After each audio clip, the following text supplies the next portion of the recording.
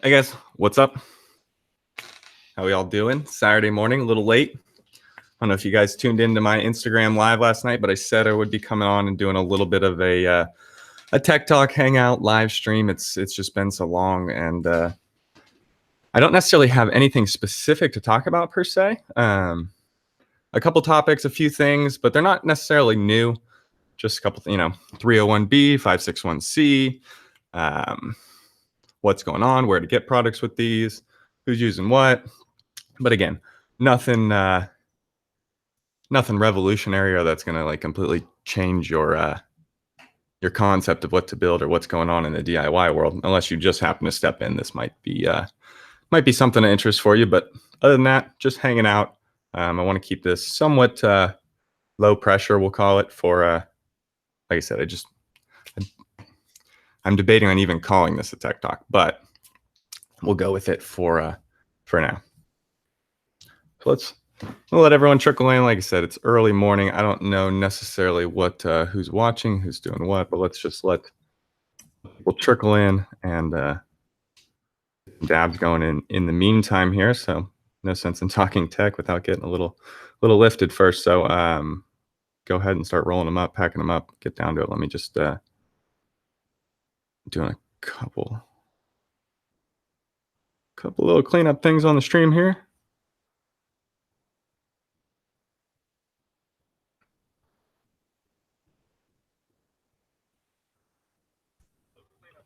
All right, perfect.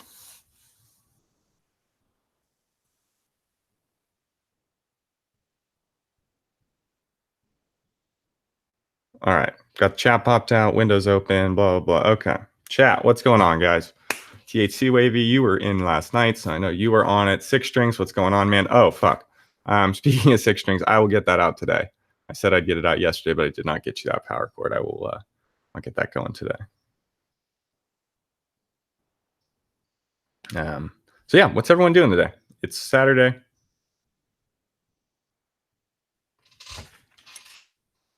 Shall dab and get on with it. Like I said, I think most of this coverage is just going to be kind of talking about the few subtle differences between the newer, more accessible 301B from Samsung, as well as the kind of the go-to before that, which was the 561C and its multiple bins of availability. So just kind of the differences between those two, how they're different, what they're doing different. It's a tech talk.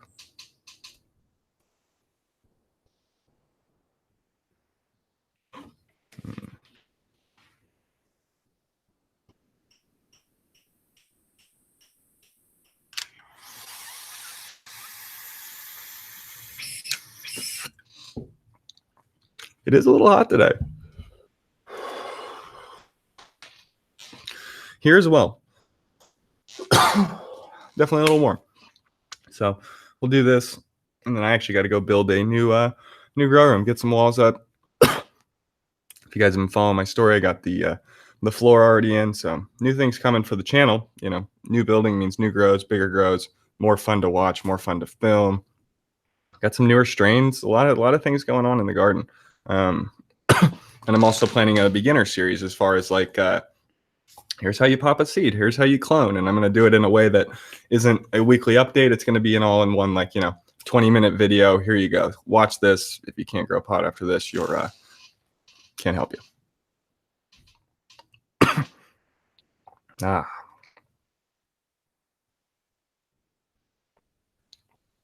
So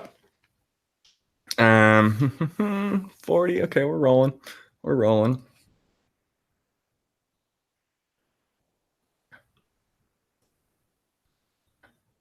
I don't have anyone planned to come on and chat. No mouse, no one else like that. So you guys are gonna have to bear with me today, but I think it'll be just fine.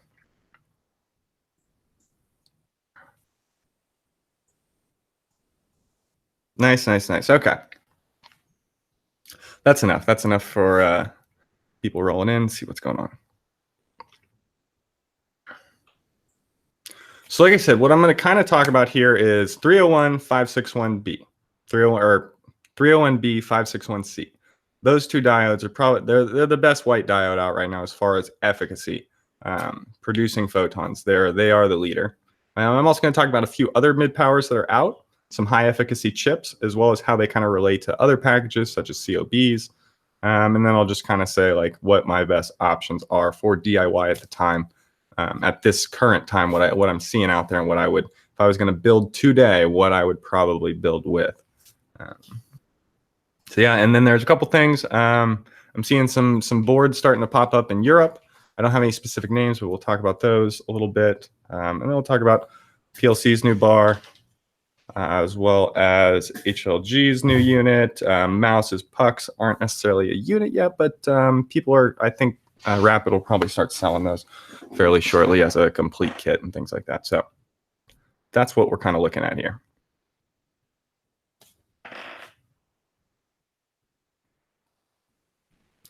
I did never get coffee. I don't have it right now, but if you guys have seen some of my, like, what my wife made me as merch, Greengenes merch, I haven't got that going. It's PLC's in a bigger production right now. A lot of capital and finances are going out. So like spending on merch, on DIY things, it's been a little limited lately. So I haven't got exactly onto that. Sorry, just checking in, seeing what's going on in chat. Yep, you guys saw I grabbed some of Mr. Tight's beans. I did, always supporting the fellow YouTubers, Empire Breeding Company. I grabbed some of the barbecue Gorilla because I'm just a sucker for Gorilla Glue crosses and Gorilla Glue in general. It's, you know, I don't need the negatives about it. Talking about when you get the good, when you get the real, nothing like glue. And then throw some Face on Fire, which is basically Fire OG, which is my favorite NorCal cut, cross with Face Off, which is, you know, legit cut. Nothing, I expect nothing but tanks to come out of there. And also glad to support guys. So yeah, supporting each other, keeping the community going, especially the two of us, me and Mr. Tight, have been knocked down the hardest. Yes, I am one of the bigger proponents of jacks and 321, as well as just jacks and dry salts in general, and the knowledge of what actually are nutrients instead of what we are buying in hype and company name. But yes, I use Jack's 321 to grow all my crops that you've seen pretty much for the last 5 years on this channel, as well as if you go back and check out just recently, I released a full in-depth Jack's, the 321 method, as well as a few others, really in-depth analysis video. Go back and watch that if you really want to dig into it. Yeah, the coffee mugs coming. Got prints coming, a few other things. It'll all happen. But yeah, but the reason those auxiliary things don't happen is because we're focusing on the core of it, and that's getting LEDs implemented on a large scale, at least for us on PLC, getting LEDs implemented on a large scale, commercial scale. That's what we go for. That's what we strive for. That was what the company was started based around. And that's what we really try to get. So that's why we always are really leveraging ourselves on like photons per dollar, maybe being just the next, not pushing efficacy, because the cost to push efficacy limits at the time don't necessarily outweigh the cost to implement those efficacy levels in a grow room situation. So by going down, say only 4% even, you can be much more cost effective. And so that's what PLC's been focused on. So, you know, like I say, the auxiliary things like merch and small things don't get touched on that far. But me as Greengenes, I have been working with other people. We'll get into that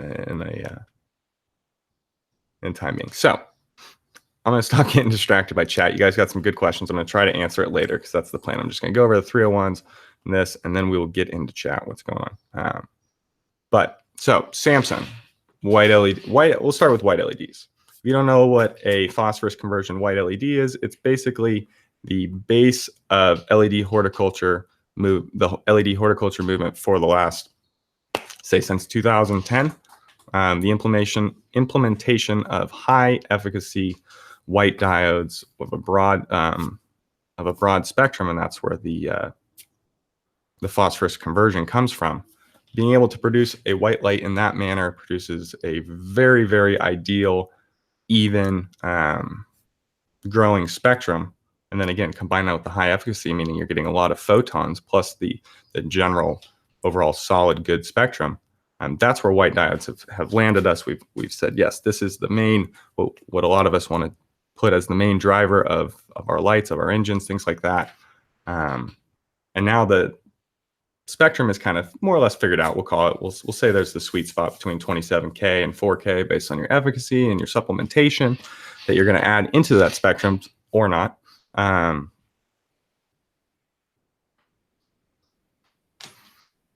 But we're pretty set on the whites.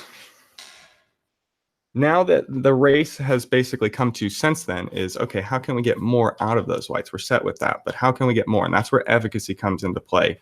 And that's where the big revolution of COBs or COBs really started, was because you get a lot of efficacy relatively for very, very cheaply. You could produce them, you could manufacture them, you could make them yourselves very easily. There was a lot going on, but the core, what made them so popular was their use, how effective they were, because they were actually producing a lot of photons for a low amount of watts and at a low dollar, and that was key. Now we've continued that push for higher efficacy, and we've gone to the highest efficacy source we can, and now that's mid-power diodes. Now these mid-power diodes have always been around. They've always been a slightly higher efficacy than some of its higher power counterparts, but the issue with mid-powers is density, because density is intensity. So as we get more and more wattage of these mid-powers, they take up more and more space. And before I go any farther, the difference is a 5-watt diode is probably half, well, a 5-watt diode is half the size of a mid-power diode. So like an XPG3 capable of 5 watts is half the size of this big-ass 5630 LED that's really efficient, but it's huge. So to be able to put as much light as we need with these mid-power diodes started becoming an issue. And they weren't efficient enough to overcome that. Now, come 2015, maybe, we hit some efficacy levels of 170 to now upwards of 200 plus at some special, this is obviously special conditions. And that's much more appealing. And now what used to, basically you're getting almost twice the amount of light as you were. So that bigger package is now, it's still a little big. Honestly, I wish mid-powers were a little smaller, and that's why the newer diodes that we're going to talk about, the 301s, 3030s, they're more attractive to a lot of people because they're smaller, and we can now get that density up and leverage this extreme efficacy levels that these diodes are offering. So these diodes are basically any mid-power, and the reason is because there's so little going on the mid-power level that it's very easy for the chip to create high efficacy because there's no loss from the chip itself, from the phosphor. It's just there's very low, it's not a lot going on, so a lot gets out. Same with the phosphor level, because it's such a low amount of light coming out, they're able to use very thin levels of phosphor, make that very efficient. So overall, everything coming out is very efficient, again, as long as we can keep the density down. So we have the efficacy up, we have the density down, and that is where we kind of come to with the 561C and the 301B leading the pack, and a few others like Nichia, Osram has a few, and Cree's finally going to step up to the table in the next few months here and have some players at the A- level. Don't even want to call it second shelf. It's more like an A- level. But when you look at the 301B, it's kind of jumped forward as the kind of king diode to be. And when they first came out, just like everything, they were hard to come by. Well, they finally got their production up. A few people have already implemented them. And anyway, they're more available. They're ready. So we can talk about them more. They can be in our minds about what we could possibly build with, what we can get our hands on, things like that. So let me get into hold on, I got to do the YouTube thing.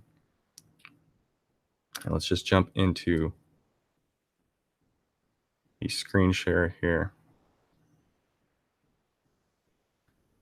Okay. So what we're looking at here, any of you guys can go here.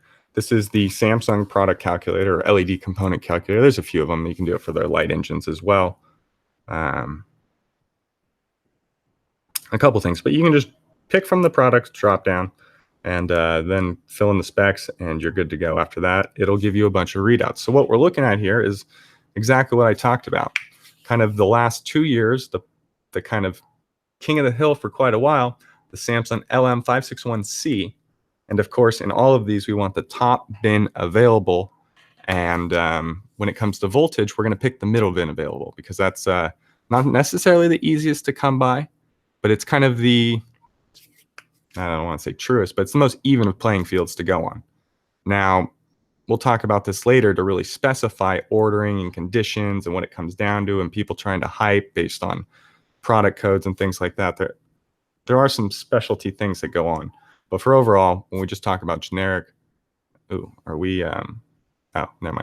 generic bins, or 301B versus 561C, we're gonna try to keep it in the AZ voltage bin across the board. And if not, ask a vendor if they can specify that or this or that. Anyway, we put these two in, and the product calculator, basically, once you go past your general specs here of 3000K, 80 CRI, your voltage bin, your flux, S6 the top we can get for the 561, and the SK is the top you can get for the 301B.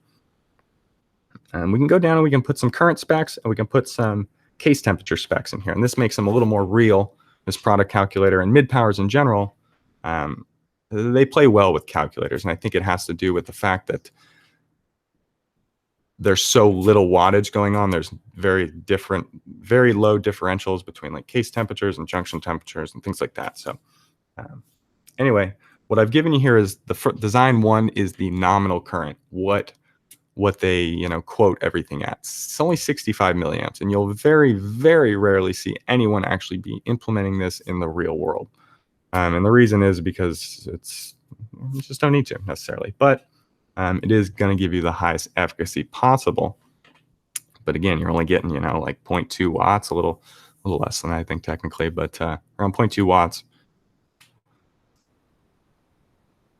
But anyway, first column's nominal. Second column is more what I consider the average go-to current. This is kind of the most bang for your buck. You're not really pushing the diodes, but you're getting good efficacy, good price to wattage, a lot of things going on there. So the 120 milliamp for these kind of diodes really fits well. And then the last column is kind of pushing it, and there's actually a good amount more. Both these diodes can go up to 200 plus milliamps comfortably. And if you cool them, they can go well over that. But within manufacturer spec, they can go up to 200. And this is what you might see from one of the designs, say running like a QB like 150. I haven't actually I could actually do the math and do that for you, but I shouldn't even bring something like that. But anyway, if you're running a board on the harder side of its recommendations, it's going to be in the 150 to maybe even 1.75 million or 175 milliamps range. So these three kind of give you a range of what you can expect from the diode. And it's on the left side, design one, the highest efficacy kind of design you could think about with it. And then towards the right, more of the lower end, super budget efficacy levels you could think about with these diodes. And as we look, you can see right here in the middle, 192, 176 almost, and 167 on the 561C. Now, if we were just going to look at those overall, those are fantastic levels. Those are fantastic levels if you hit 175 lumens per watt. And granted, this is at the chip level, so we have driver losses, optic losses, other things to get to the things. But if we're just talking chip, that's a very, very solid efficacy, and you're never going to not grow a good, solid, dense, as long as you put the wattage on the area, crop with anything putting out this kind of light. Anything in these build ranges is fantastic, 67. But if you go on that higher end, you can get up close to 200 lumens per watt on that. On just that 561C. And so that's very cool. But the 561C is a big diode, and I just talked about how big it is. And let me go back, I guess. I just talked about how big it is. It's twice as big, almost, very, very close. So what it's a 5630 diode. So it's 5.6 millimeters long by 3 millimeters wide.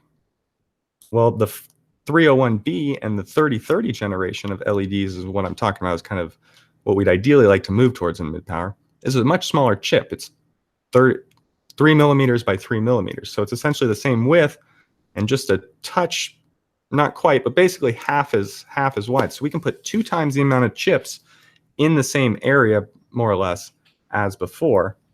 But before we even start talking about that, we go back to that efficacy level we're talking. So 561C was fantastic there, but just look to the right and see what that jump is. And visually, it's a lot because we break that 200 lumen per watt barrier at the lower end. But when you calc it out, it comes out to about a 6 to 7% improvement. And that's big. 6 to 7% is big, and it's going to translate down, assuming at the very end you put the photons on the canopy. It's all going to translate down in system efficiency. So yeah, we may take a driver loss here. You're going to lose, maybe 8%, 9%. People, and again, when people quote losses, people quote like driver losses or things like this. They always go on the spec sheet and they say, my driver's 95% efficient and I'm going to get 95% efficiency out of it. Well, a 95% efficient driver runs at 93% efficient a lot of times. So to do the final,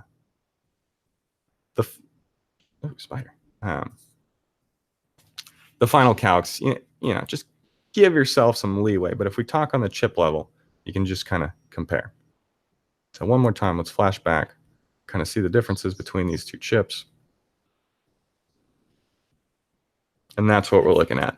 Now, if we go to the last, you can see it goes from 192 to 204, from 176 to almost 190 to 167 to 183. So those are the big differences. You calc them out again. They come out to between 6 and 7% across the board, and it should translate down. But what's a little more interesting as we go down here is the junction to ambient difference.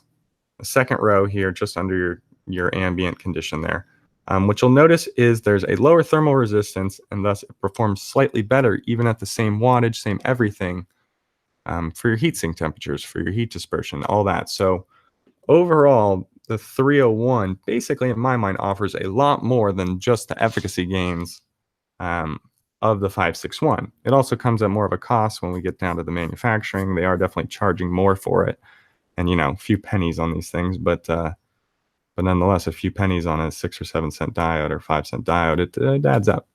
So that's kind of what a lot of people are steering away from. But it is a very, very solid diode. And if I was going to choose between two products of the exact same price with the different diodes, I would take the one that had the 301s. But that's not to say if the 301 version costs $20 more or something, that that price per efficacy is not the same. But just want to get the info out. I'm trying not to give as many feelings and recommendations per se. Maybe I'm giving recommendations. I don't know. But just kind of leave it at that.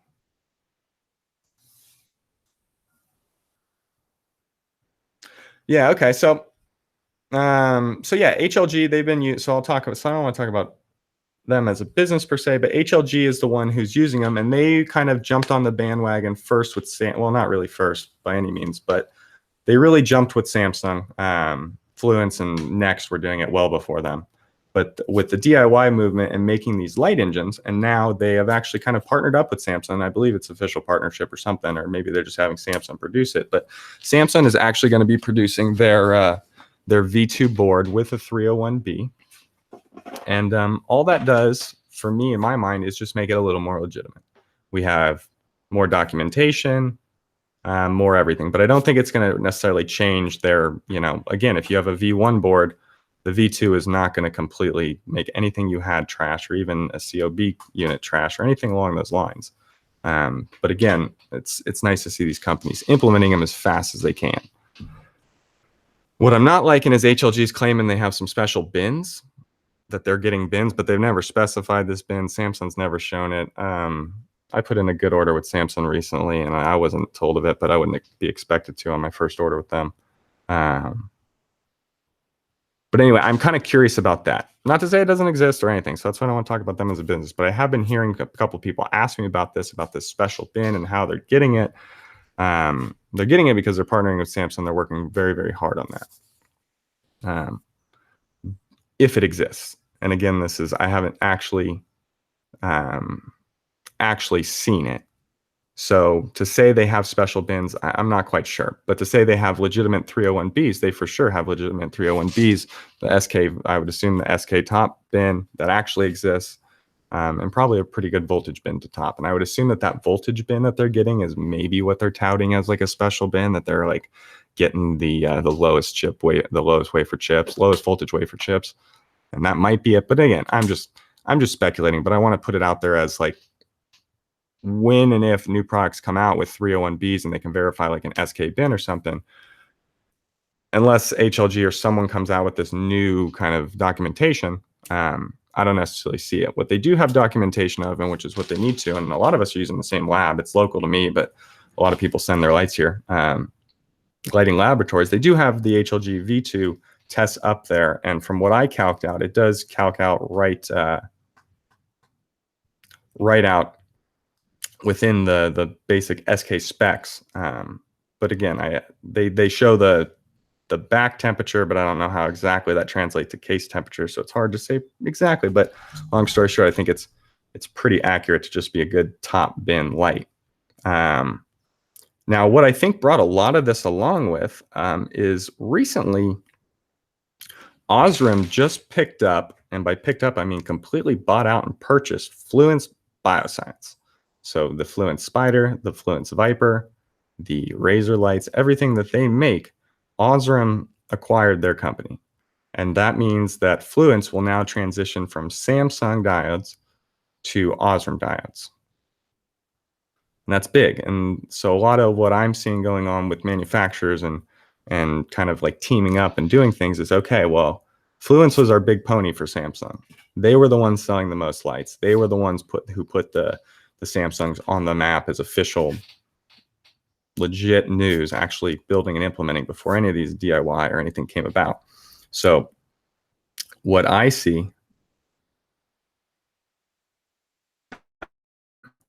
is basically, okay, we need a new pony. HLG is doing very well. They're like I said, there's nothing wrong with the product. So they said, yeah, we're repping Samsung. We're pushing the name hard. We're using it. We're using it in a very Zaga compliant, despite what they say.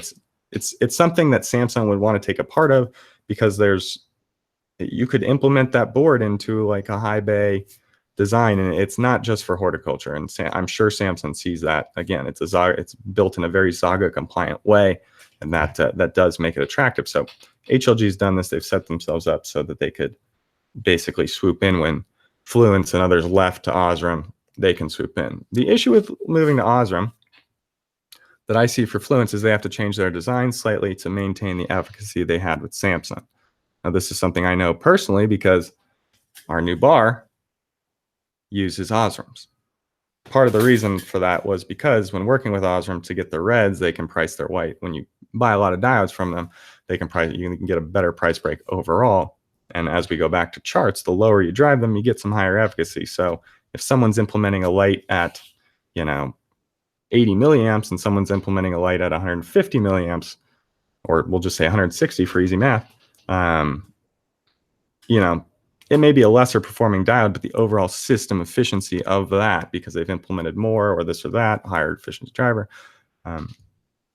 could be equal or more. So anyway, what I see with Fluence going to Osram is just a little bit of a transition time, a slight redesign. I'm actually very, very curious, but again, I think that's one of the major reasons that HLG was able to swoop in and present themselves with their board. And that's how I think it came about. Not that changes anything, or I'm just stating what I see, how it was. I'm curious what next slide is going to do. I can't imagine them really changing too much. I don't see them jumping ship. But again, Fluence's change is definitely interesting. But Fluence has also been known to say that they use LG diodes, they use Samsung diodes. They're just kind of open to what's going on as long as it will meet the product requirement. And I can surely relate to that, because it comes down to price and efficacy and implementing that level of efficacy into situations or grow rooms or facilities. And it's just it's hard to do. So yeah, we're using the E5, and I believe that's the highest efficacy Osram chip that I know of, the Dury's E5, and then SSL 80 reds, which is interesting because everyone partners up with these companies. Well, PLC was one of the first ones to partner up with Cree.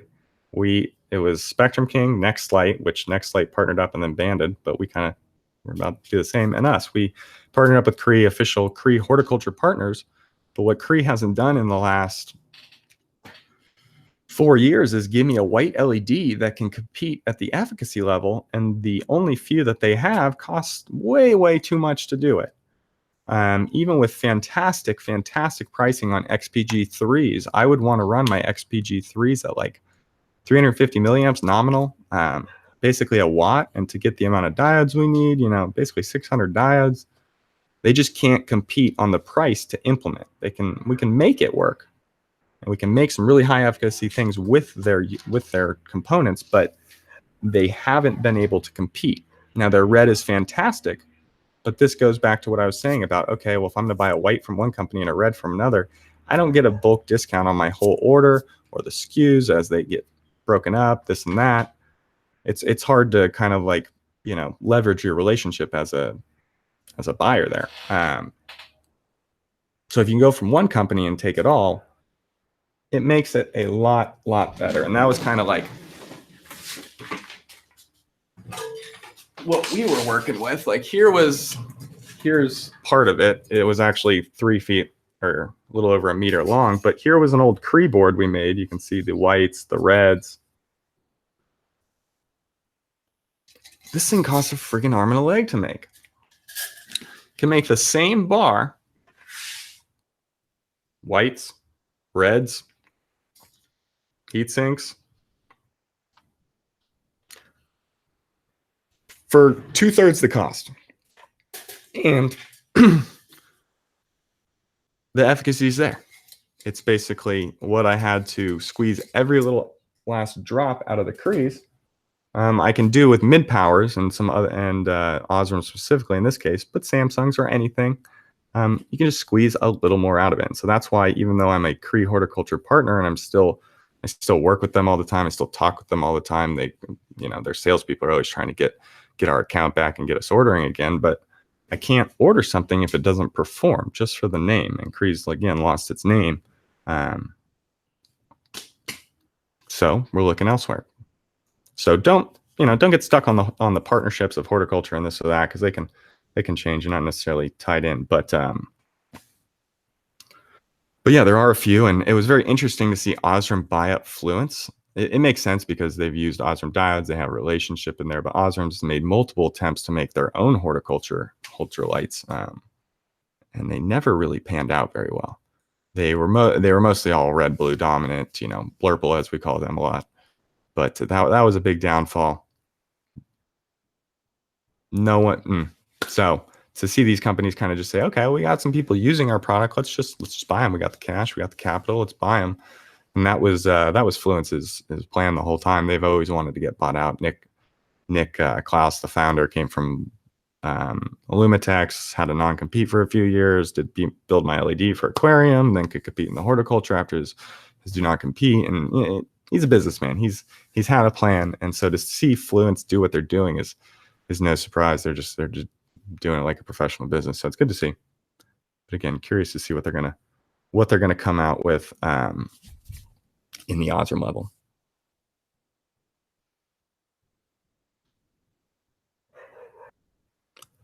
No, Cree. Oh, so we got one in the question here. Says Cree is 8% lower than the 301B. No, Cree's about Cree's newest mid power. So if we go here, I'll share my screen. We'll talk about Cree for a little bit. So Cree does have, last year they ventured into they're calling it a venture, the Cree venture for the J series mid power. And what it is they're trying to get in on the mid power market because it's high efficacy. People want it all over, consumer, horticulture, general lighting, architecture, this, that. Like mid powers are hot. That's where the cash is at. So that's where they're putting their capital. So Cree said, okay, we're going to do that. A lot of people are buying cheap ass 2835s. We can make those. 3030s. Let's make those. A few versions, this and that. But they're twiddling their thumbs in the kiddie pool here, and they haven't hit the high efficacy levels. And I think the reason is because they're not technically using their dye. They're using Sol's dye. But either way, they are playing around with it, and so they're coming out with multiple platforms. But I think these first generation platforms, well, I know these first generation platforms are not what we're looking for on the efficacy level. I think if they can price them accordingly, they can compete very well in what they're trying to get and to generate revenue and actually compete in markets. But I don't think it's going to be the horticulture market quite yet. Now, with that said, they do have a 5630 package kind of in production, coming down the line, getting ready to come out. And that is basically the closest thing I can put it to is like a very, somewhere between a 561B plus and a 561C, maybe a lower bin 561C. It's just not quite there. Now, the interesting thing about all of these Cree diodes and Cree mid-powered J diodes is allegedly they're all the same exact die. Now, I can't confirm if they're maybe getting slightly lower voltage wafer or a little more efficient chips into some of the different packages, but basically the main difference between the efficacy levels wasn't the chip, it wasn't the die, it wasn't the wafer.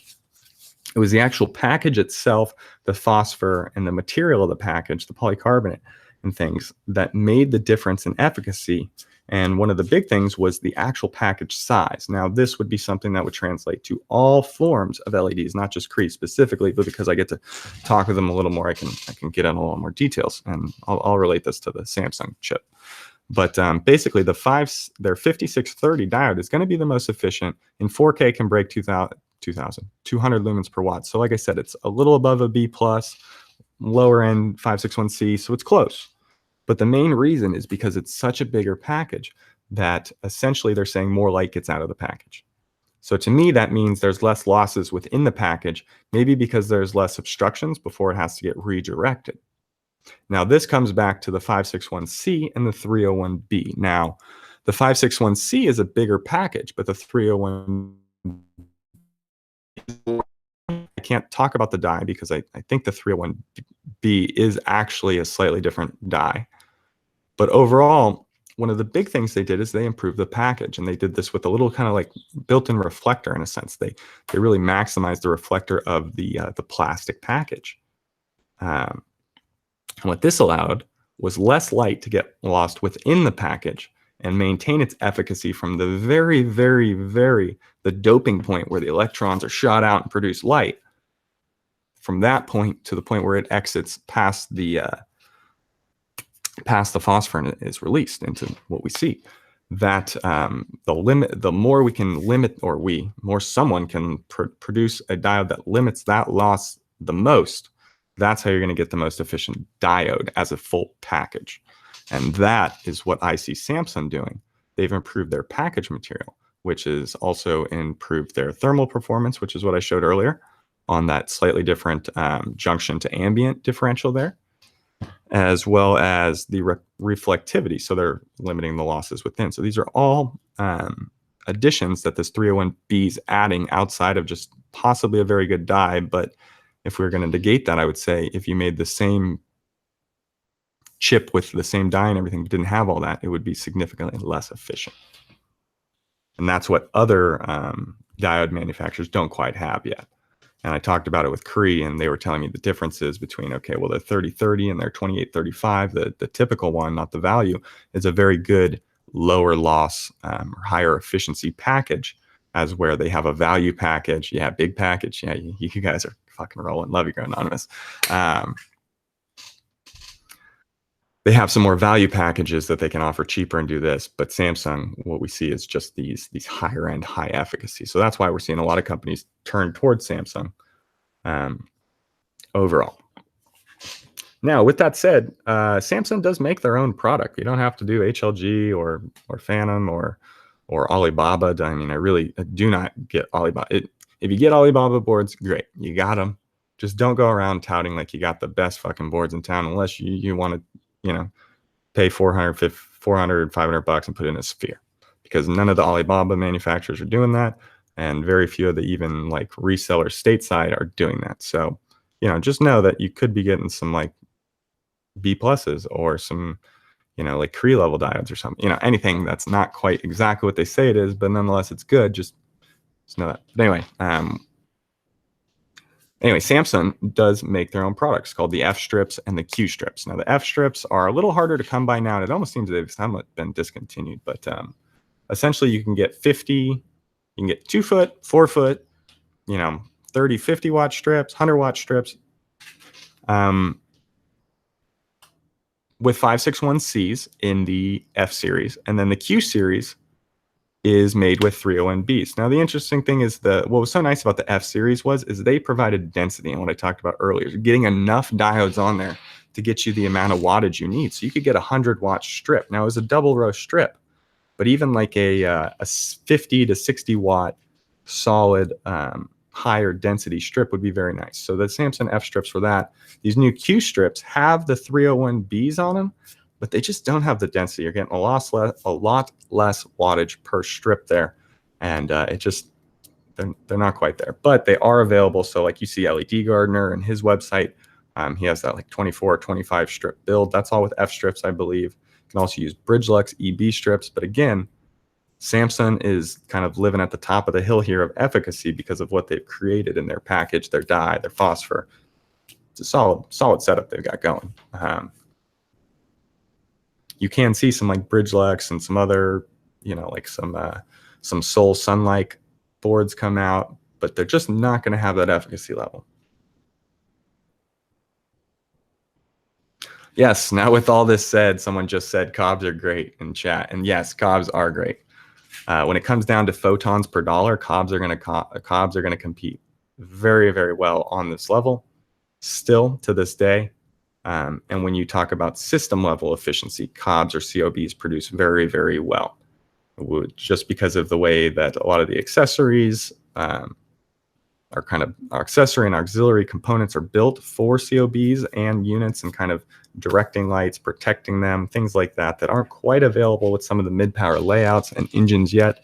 COBs, again, don't kick them to the curb. Most of you guys these days will be using COB units that are built within the last year or two, and are going to still be very, very competitive, even facing some of these newest high efficacy lights. Now, they're not going to be, it doesn't mean they all of a sudden like their efficacy changes or those go down or something, but what it happens to do is real world versus all this paper shit we talk about. And I'm going to touch on THC Titan's grow. So THC Titan built a mock HLG 550 with 4 boards and the 320 drivers, I believe, or the 480 driver. I'm not quite sure. He said he built a 2-spec versed on Steven's recommendations, or Robin's. Anyway, he bought all the components from them, built it. He also has a PLC 6, I believe, of generation 1. So he's definitely below 2.0 micromoles per joule, probably at that like 1.95. And then he had a couple HPS in the room. So you can say 2 HPS and then 2 LEDs. Well, what it came down to is he had a lot of things going on in that room. It wasn't a side-by-side by any means, or a very controlled side-by-side. But what he did have is 2 equal clones that he vegged out, made into nice bushes, and then he put one under the PLC 6, and he put one under the the DIY HLG thing. And the results were kind of shocking. And I'll just say right now, I would never expect these results. If someone were to ask me the difference between these 2 units, I would not say this was the result. But what happened was the HLG's plant, and there was other plants under this. So this wasn't the total lights yield, but the one plant that was isolated as best it could with the most even conditions was 170 grams for the HLG. It was 280 grams for the PLC 6. It's 100 grams, almost a QP more. Now, granted, there was more wattage. The PLC 6 throws down a little more wattage. But what my explanation, what I gave THC Titan and what I've given a couple people who have seen it and asked, is the PLC 6 is a completely designed unit. I've been designing it since 2014. Now, it started as a 300-watt unit, 420 unit, and now it's a 6. But it is a complete unit, and as we up the wattage, we changed the reflector design accordingly to make the spread we needed and to drop intensity, where like when we went from 430 watts to 600, that was a big intensity shift compared to the 300 to 400 change. And that required us to widen out and shorten the reflectors. And so some of the the PLC, the old bars, you can see how thick this reflector is. I think it's 58 millimeters top to bottom with a 15 degree. But like the PLC 6,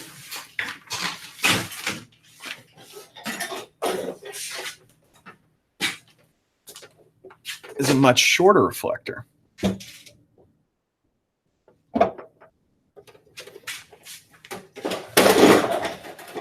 Anyway, before I get too off topic, one of the big things I saw was the difference is the system. Now the HLG, whether it be you buy the HLG from Horticultural Lighting Group themselves, or you build with the boards, or you do whatever, it's just a very efficient raw light engine at that point that's mounted above a canopy, and it kind of has a lot of the pitfalls that maybe some HPS or other single hot source things kind of go for. And you add multiple boards, but the spread, the dispersion, the HLG was pretty much throwing light everywhere. The way THC Titan runs it is in a very production setup. So he's running his lights high, his sodiums, his PLC6. So he's throwing light. So the HLG is, in my opinion, throwing light everywhere. So it's producing a good amount of light, but it's throwing it everywhere. The PLC6 is designed to keep that light relatively, it's not like super like boom, it's not like a laser fucking edge there, but it's got about 100 degrees. And so that what that comes down to is keeping more of our light onto the designated canopy, as well as possibly the HLG spilling over and helping out a little more. And then you have the two sodiums in the back; those are spilling over and helping both of them equally. But that's my thought, is that the PLC, my explanation of the biggest differential is because the PLC6 kept its light where it needed to go, as where the kind of the flat board, the flat plane system, that needs to be implemented much, much lower. And that's where like a Fluent Spider, they recommend at, I know a Fluent Spider and an HLG 550 seem very different, but they're basically 36 by 36, very flat plane. The Fluent Spider should be ran at about 6 to 8, 12 inches tops. And so at that point, it's a little, the boards are a little too dense to be able to do that. So you have to raise it. And at that point, I'm saying you're getting spill. Now in a giant room, if you have 50 lights going, most of that spill is going to find canopy elsewhere. And overall, it's going to be very productive. Now, what you're going to notice with builds like that is like the edges will suffer from what I've seen. And even from what I've seen in my mid powers and some testing, that's part of the reason the bar is a little, with mid powers is nice, because the density and the collimation, as where we spread it out, stuff starts changing. So anyway, before I get off topic, that's what I saw as the biggest differential in THC Titan's, quote unquote test. But you can't deny those results. They were real results. That is what happened. And that's what it is. So if you're running units that, are not pushing the top efficacy level, but you made them efficiently, they didn't cost you that much to make, they're producing nugs like no other, you cannot deny real results. And paper is only going to give us the best educated decision, or bestly educated tools to make a decision on. And then the final actual deciding point is the implementation and the use of your design, use of your light, blah, blah, blah, blah, blah. So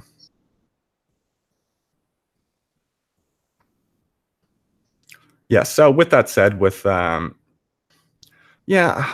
not even going to talk about GML guys. Like, that was he's a salesman. He is. That's what he is. He came to PLC. We were going to do the same thing like HLG's doing with them. Like, he tried to do with PLC first. I pretty much dropped the ball and didn't want to give him a bunch of free lights. Is what it is. Moved over to HLG, and now he's supporting them and getting behind them because that's his team. That's his company. That's what he's doing. But yeah, his how he acted upon that was very I'm not a huge fan of, but it is what it is, guys. But that's my take on what actually happened, is the ability to keep the light where it needed to be and where it was designed to go, versus overall just raw horsepower out the tailpipe, but the wheels never touching the road. So hope that makes sense. Makes sense, but I have got a lot of questions on it, and I don't want to turn it into. And again, if someone asked me between these two lights, I would say they're basically the same light. Overall, they produce about the same amount of photons. If we're going to talk this new HLG, like brand new, they're just coming out with, sure, it's even a little more. If you want to let me get the new 6 out, which I'm trying to redesign to up the efficacy level here, Like we'll be right on that small differential, but again, a full system design. So anyway, if you were to ask me which one of these lights is better, I would say they would perform. Anyone could win a race on any given day based on what goes on, which way the wind's blowing in that environment. Who knows? Maybe the HLG had a dead spot and it wasn't moving there. I don't know. I wouldn't expect that big of a difference. But again, my explanation is that system versus raw horsepower.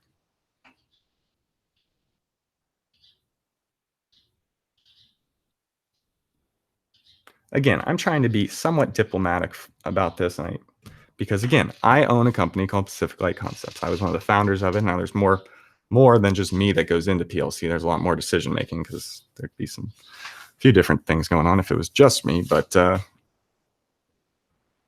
anyway, so I try not to like bash or like say my my negative opinions about it. I just want to give you guys the information, the raw information. You guys can kind of do what you need to it. So for these new 330 bars, you guys are asking about them in the chat. How many of them would it take for a 4x8? These are basically 330 watts.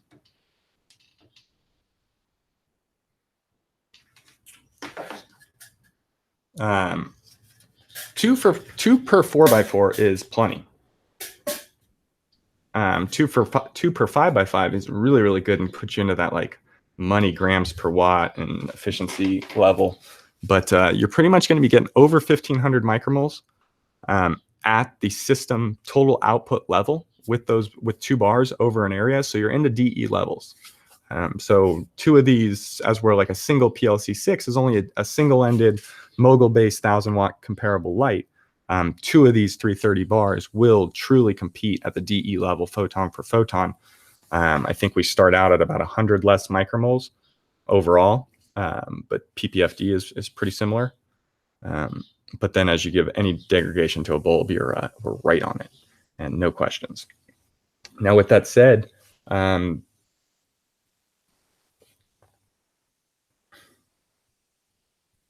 the new bar, there's a coating. Now I'm touching it and you can't feel it, but there's a silicone coating. So this is not just there's a silicone coating and there's an ever so small reflector. I don't really like to talk about it. It just kind of helps the outer ones ever so slightly. So this is a very kind of like raw output light in a sense like that. But what we did to kind of counter that raw output is it populates the whole area. It's 4 feet long, 47 inches long, basically 4 feet. And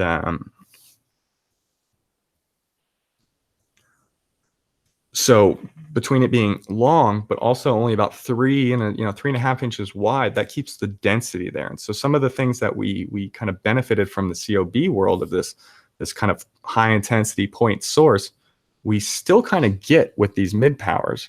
And it's really evident when I put when we use the micromole sensor under the canopy.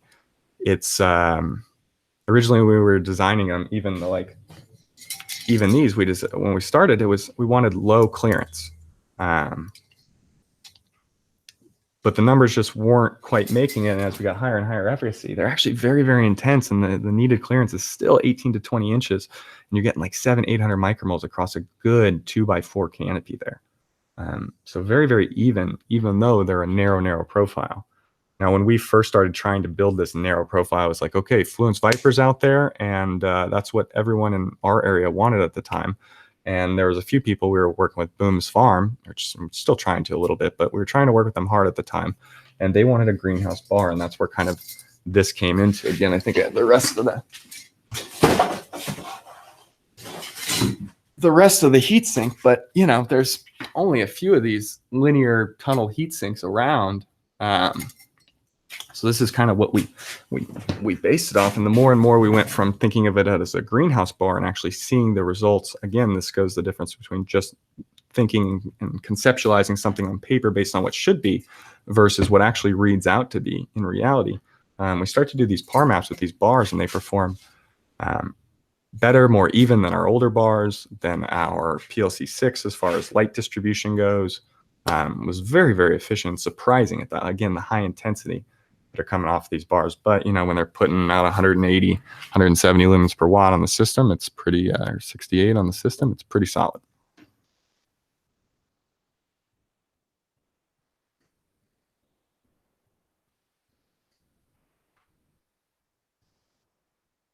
So it comes out to, like, for us, it was a constant working of multiple spectrums. So we do have multiple white spectrums implemented in there. I'm not going to tell anyone what they are. But overall, with our multiple whites and our 660 on there, it does come out to around a 3200 and change Kelvin temperature. So it is a mix of some whites and some dialing in, and it took a few runs. If you guys have watched this channel and the old channel, you've seen a couple of the spectrums and slight variations and differences tested, and so there's a lot that went in before we finally like got to this final end result product and what it could produce.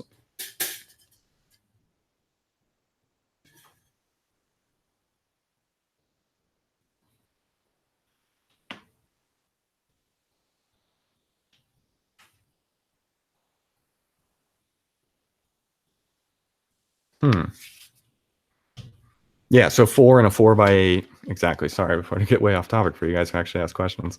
Yeah, so like 4 of those bars and a 4x8. This guy's asking 1 5x5 or a 6x4 for 2. That could probably go either way, and how you arrange them and how you kind of position your canopy and your workspace and this and that. You know, that could probably go either way. But 4x6, you could spread them out pretty well. They do the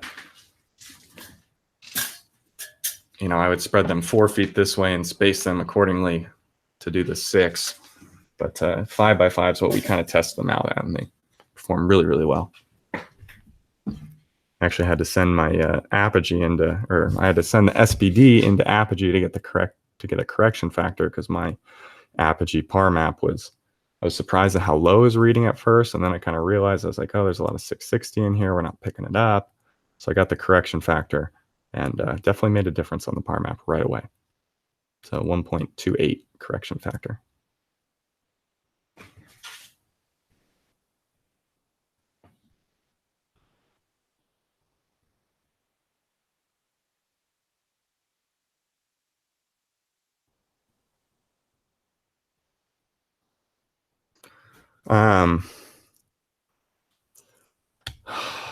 What? PPF 4 and a 4x8, you'd be at over 1,000 ppft. If you run 2 and a 4x4, you're at 1056 ppft. So 4 and a 4x8, you're at that same ppft.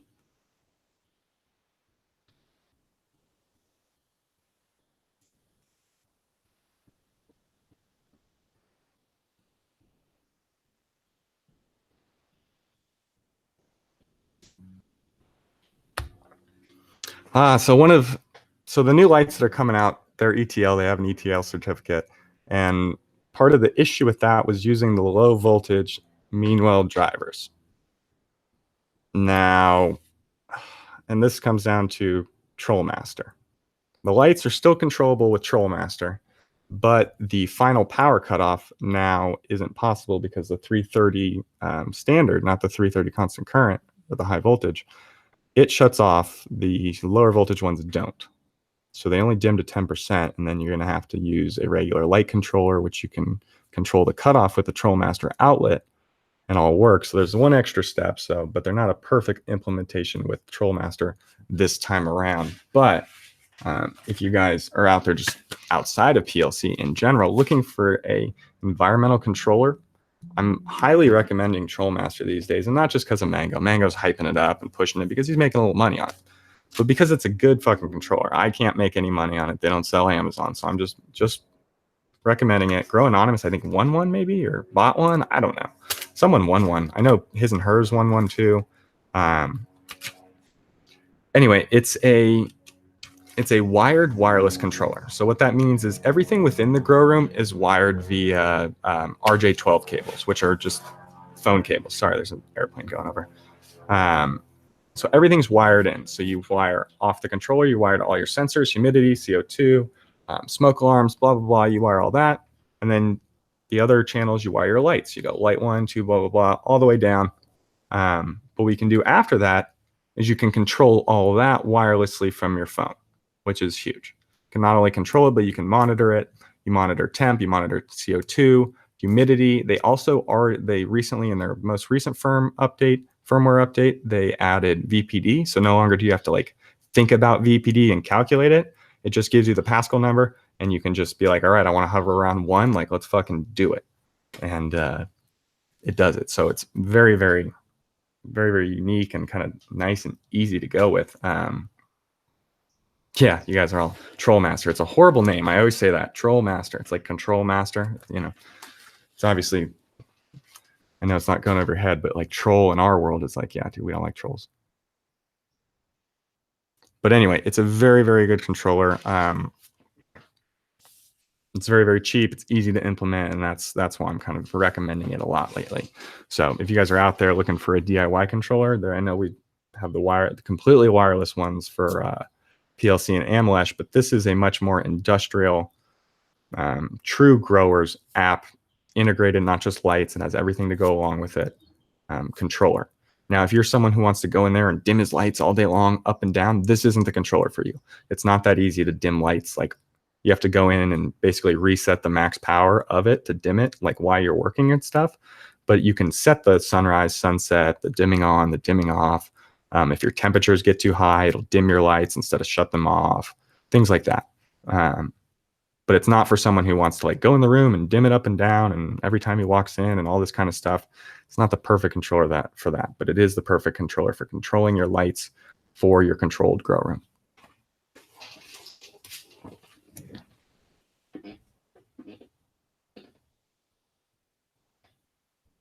Whew, how long have we been going, guys? I don't even know.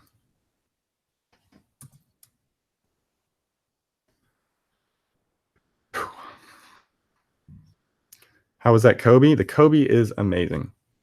Here, I'll go grab a flower.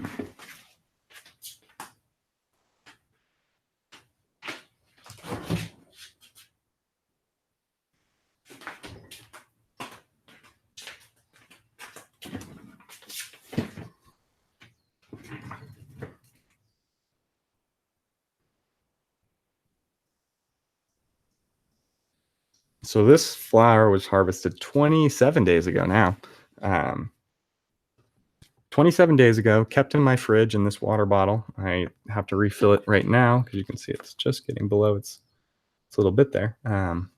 Just kept extremely cold in water. I photographed it a couple times over that period, but overall it's survived. So to answer your question, the Kobe is fantastic. The flower's amazing. The rosin's amazing. I'm trying to get my buddy to make some sauce with a full unit of it that I have. But we'll see if that comes up. But either way, the rosin is fantastic, and I have enough. I might even might just de-wax it all and really make some good stuff. So.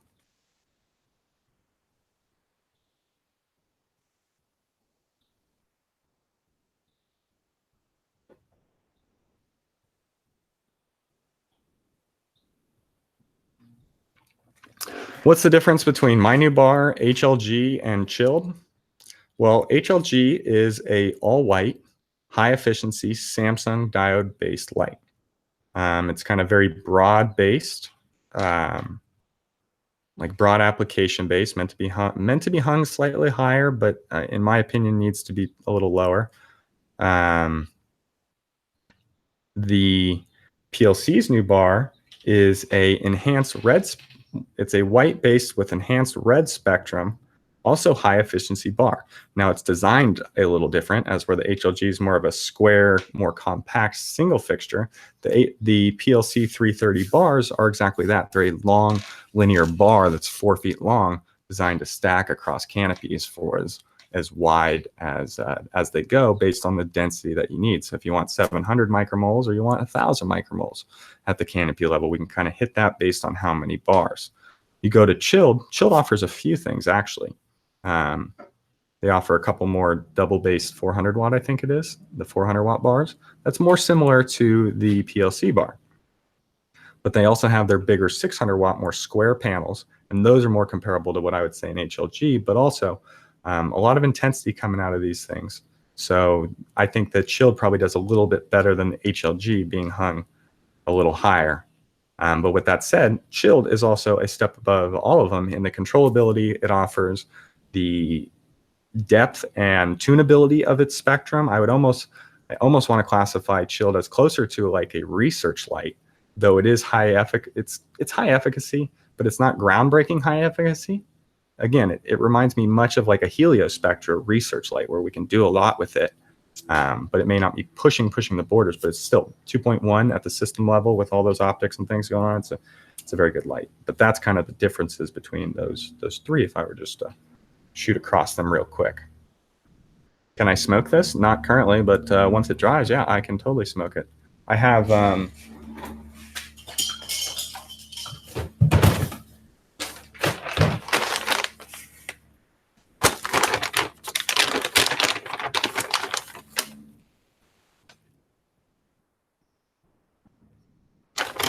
untrimmed, just waiting to be touched. This can be smoked.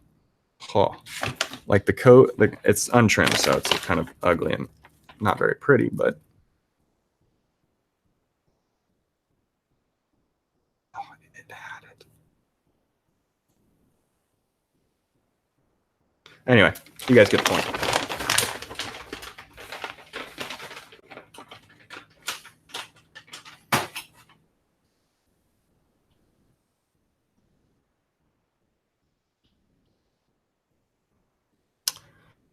No, I think, okay, so I'm going to call it quits for the tech talk. If you guys ask about some tech, I will obviously tangent and dive in, no problem. But we'll call it quits. We covered it pretty well. We ran, shot the shit. So I won't even call this one. What's up with Crazy Dago? I mean, YouTube shut us all down. He was one of them. And part of the thing with Dago is Dago wasn't much on YouTube other than the GrowTube roundtable. He became more. He had a lot more as he grew with the roundtable, but like before the roundtable and without the roundtable, he's a lot fewer and far between. So I don't think he's really like gung-ho to jump straight back into YouTube right now. He did upload all his lost footage onto Vimeo, and he's keeping the content that's out there going. But I know he has a real job. He's a very busy man. He's doing a lot of things. So I'd imagine he's just taking this kind of slight setback to kind of reset, personally, family, that kind of thing. He's not gone. If you've been watching us, follow us on Instagram, guys. If you guys aren't on Instagram, I'm sorry that it's another app or program you got to do with, but it's 1,000 times better than anything out there. The pictures I post shit on the videos that I make, and for most people, the content that the amount of content that they can put on Instagram, though it's not minutes long, 10-minute long videos, just that second of visual is enough for a lot of your attention spans for these people that are posting daily content and stuff. So anyway, Crazy Dago is one of the ones, especially with MedGrower and Mr. Tight now with his breeding and all this, or Empire Breeding Company. Those people are all Invader. They're still online. And Instagram's that online place right now that's kind of a sanctuary. Again, it's not the same, but it's somewhat of a sanctuary for our personas and what we've developed. No, 2 PLC 330s, 1 DE.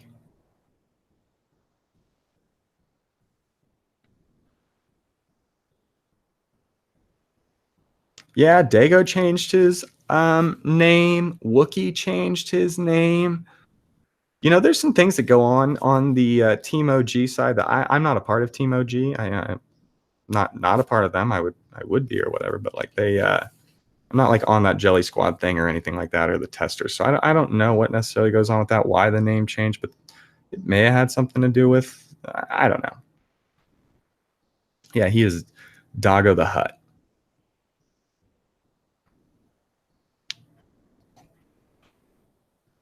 Yeah, Discord, other things. So, they're out there, and it all depends on what you like. Like I don't like Discord. Discord's hard for me to keep up with you guys. All those messages coming in, very little pictures, very little actual visual content. I'm a very visual learner. I like to see. There's a lot of words, and people can talk a lot, but results and actual implementation are what I care about. So Discord's not my favorite. YouTube is the way they treat us. It's hard. So let's talk about YouTube. So YouTube, I don't know if you guys have noticed, but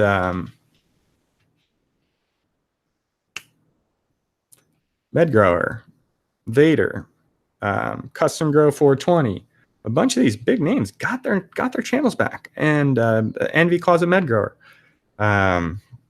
the list goes on. Remo, I believe. Maybe not Remo. I don't know. Anyway, these people get their channels back. I was like, how? They didn't ask for it. They didn't do anything. All of a sudden, YouTube just gave them back. They were no longer terminated. They were no longer banned. So I don't know what's going on within YouTube internally yet. No one does. YouTube won't tell anyone and all this. So though the storm has definitely calmed down, the turmoil and the turbulence that has followed that is still going right now. Very much under and behind and under the scenes. I think until that all gets sorted out, nothing's going to be quite the same.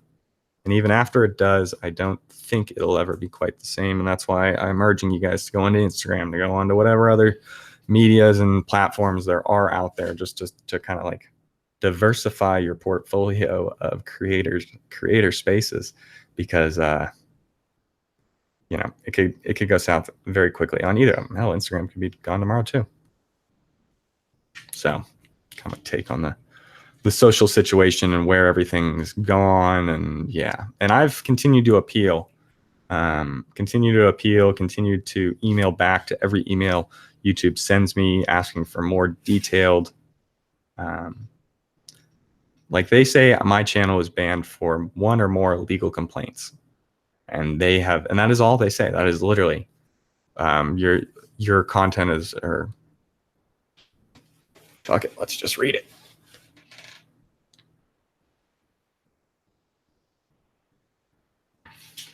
Oh, it's just they give you nothing, absolutely nothing.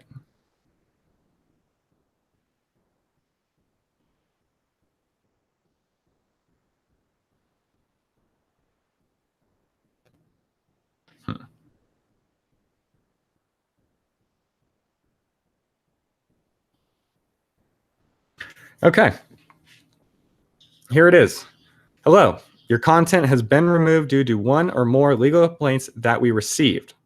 We reviewed your appeal and determined we are unable to reinstate your content. Sincerely, Team YouTube, aka fuck you, Greengenes.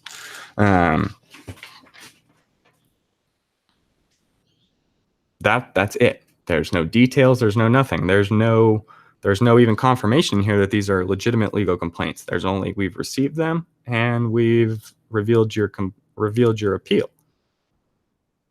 Continue to ask for more details and they will not provide them. So I don't think we're ever getting it back. But yes, someone commented, have you tried IGTV yet? No, I have not tried IGTV yet, but I am an Instagram fan. I think that's where I'll be going. When and if I got to build the new shed and everything, and I'm going to come back with a new growth series and it'll be good. And IGTV is definitely where I'm going to be putting some of that for sure. As well as YouTube, I'm just going to spread it wide. I'm not going to like limit it to just YouTube or Vimeo or this or that. It's going everywhere. So one of them can delete it. There'll still be 3 or 4 more active. That's the plan.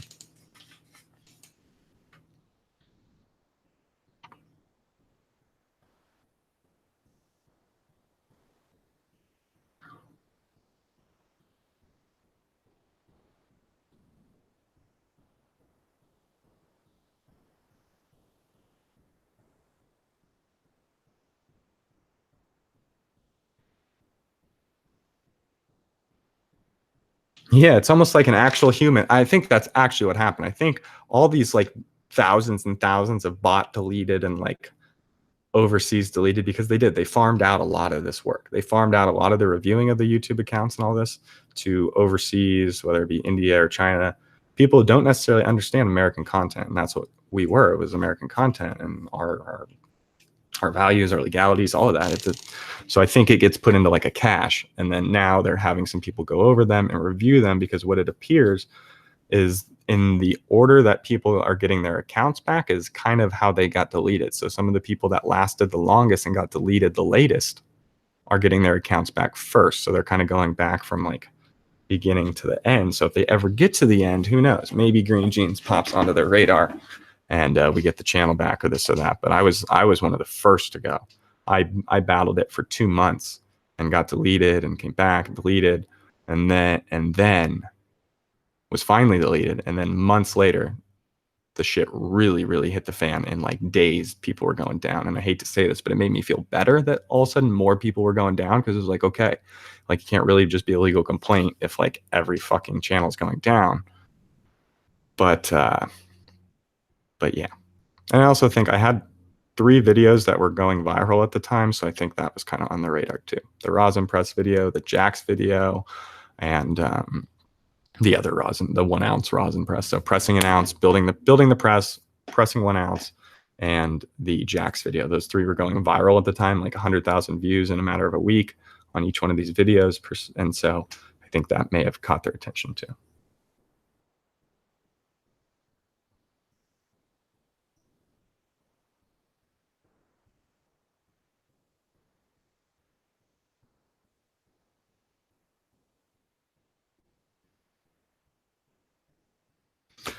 Yeah, I heard the I don't know, dude. Seeds are fucking expensive. I'm supporting Mr. Tight. I supported Mr. Tight. I didn't really support the seed banks or anything like that. I had to.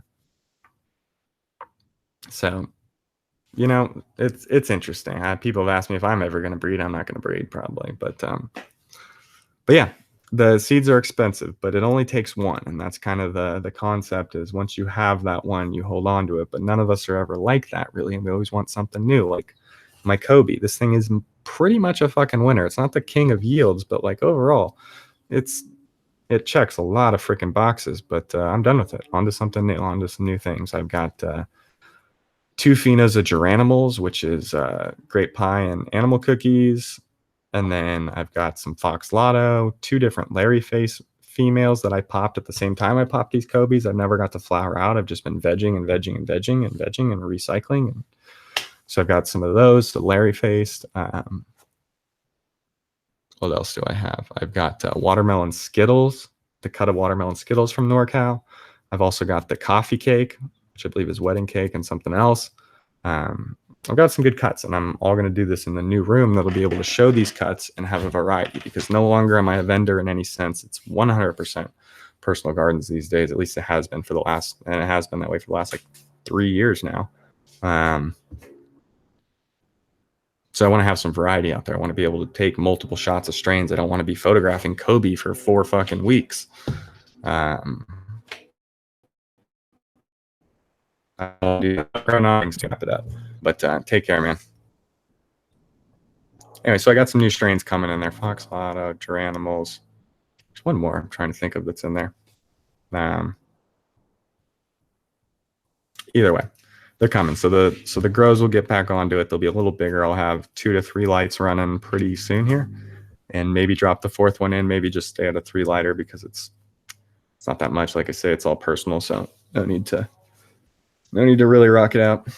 But that's kind of what's coming up for the channel, as well as I'm going to continue to do this. I think when the tech talks and this stuff comes so few and far between, there puts a lot of pressure on me. Like going into this one, I didn't even want to do it because it's like I don't have much to talk about, and people always expect a lot from tech talk. So that's why I don't want to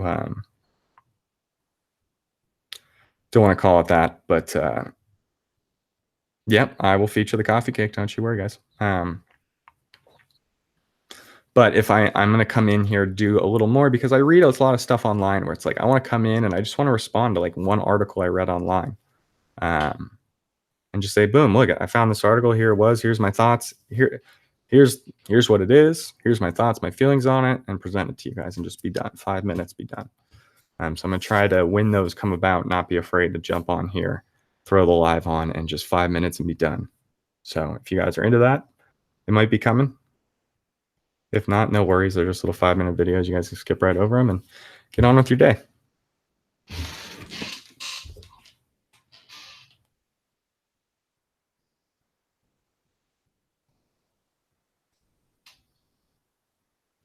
So I say it's Saturday. It's well past noon over here. It's time to get back going, get our days going. Let's take a dab, and I will let you guys get out of here. Class dismissed.